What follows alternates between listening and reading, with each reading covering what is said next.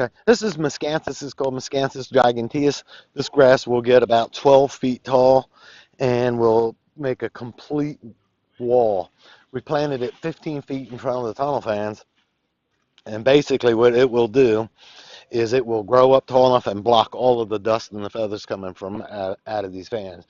It'll capture them right down in here. What we're hoping that will happen is that we can maybe put something in here that'll stay fairly small, so you don't have to mow in between this area, and that'll help keep the feathers and the dust intact. You can see it'll help block the neighbors, it'll stop the wind and stuff from capturing all that.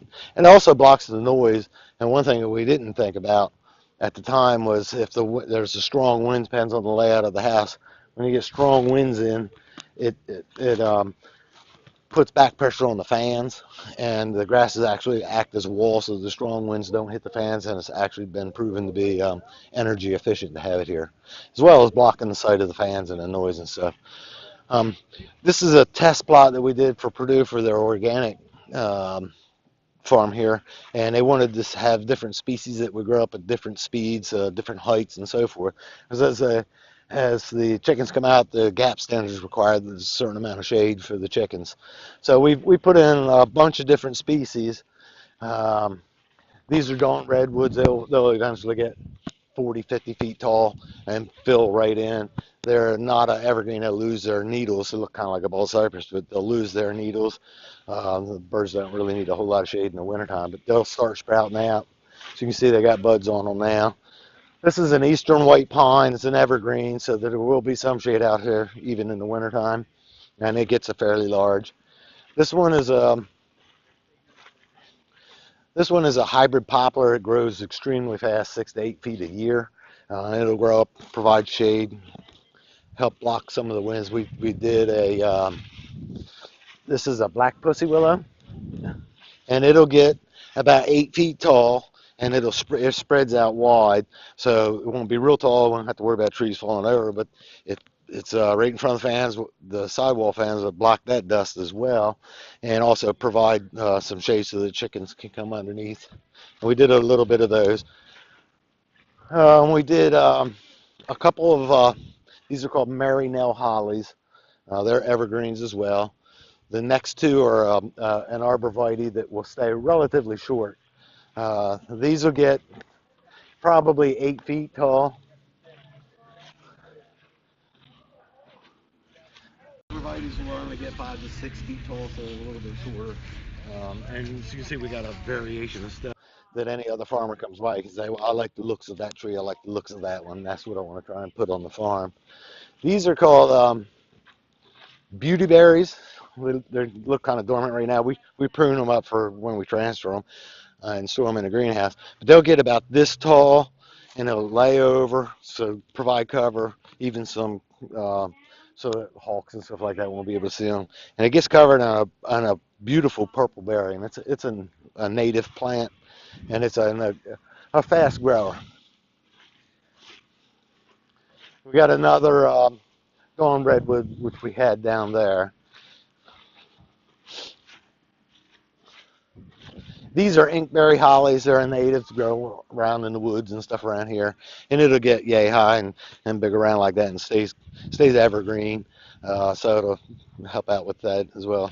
Fans also, and they get a blackberry on them. I'm not sure if it's edible or not. I wouldn't eat it, but I don't know if a chicken will.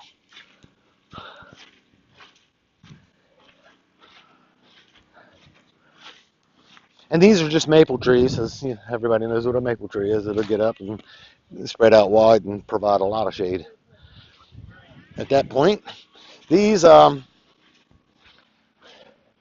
kind of experimenting with these. They just look like sticks, but they're blackberries, and the blackberry bushes will actually get about 8 to 10 feet tall and be covered in blackberries. And some research has shown that blackberries are good for the health of chickens. So what we're looking at doing is, as the blackberries fall off, the chickens can eat them and actually help out with their health issues as well. Plus, the farmer can come out and pick a few if he wants to while he's working. They're very tasty. And the nice thing about these blackberries, they have no thorns. So these are viburnum bushes. They're a native plant as well. They'll get about 6 to 8 feet tall, get a nice white flower on them with, and then blueberries in the fall time.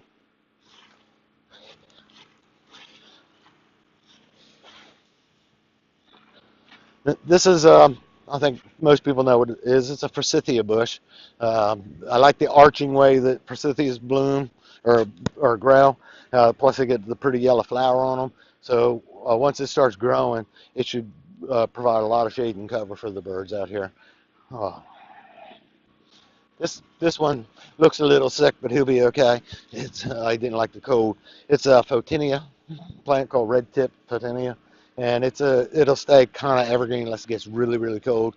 But it'll get big and bush out, and this will be like a solid hedge on here. It's got a pretty color to it. The new growth on it. I'm trying to do a little bit of aesthetics as well as effectiveness. You see the new growth is going to be brilliant bright red. That's why they call it red tip. Then it kind of turns into green.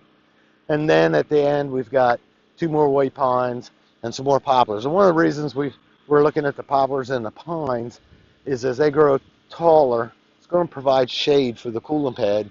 You shade that, it lowers the air temperature down and should save energy because they're sucking in cooler air. Even if it's only 10 degrees, you'll be sucking in the cool air. It won't take as much energy to cool it the rest of the way down.